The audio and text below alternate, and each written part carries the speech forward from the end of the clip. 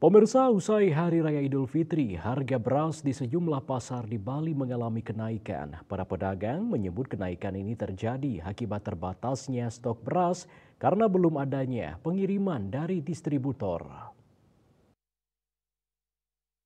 Pasar di Bali alami kenaikan harga beras usai Hari Raya Idul Fitri. Sebelum Hari Raya, harga beras 25 kg berada di angka Rp375.000 per karung, namun terjadi kenaikan harga beras 25 kg sebesar Rp380.000 per karung. Pedagang beras di pasar mengungkapkan kenaikan harga beras disebabkan karena belum ada pengiriman beras dari distributor, sehingga stok beras di pasar mulai menipis. Menurutnya, pengiriman masih belum dilakukan karena banyak perusahaan dan karyawan libur.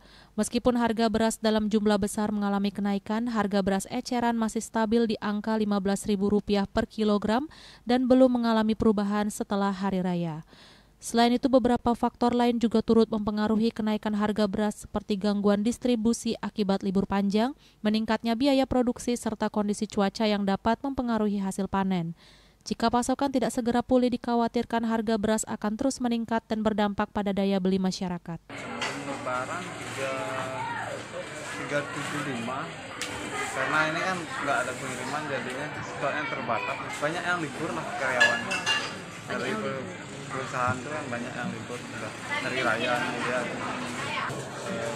Cuman itu aja lah, karena stoknya terbatas. Ini kan karena nggak ada pengiriman, jadinya naiklah, kita ngambilnya ke tangan kedua jadinya.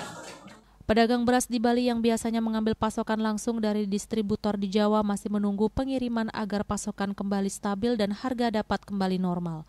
Para konsumen pun berharap distribusi segera pulih agar tidak berdampak luas pada harga kebutuhan pokok lainnya.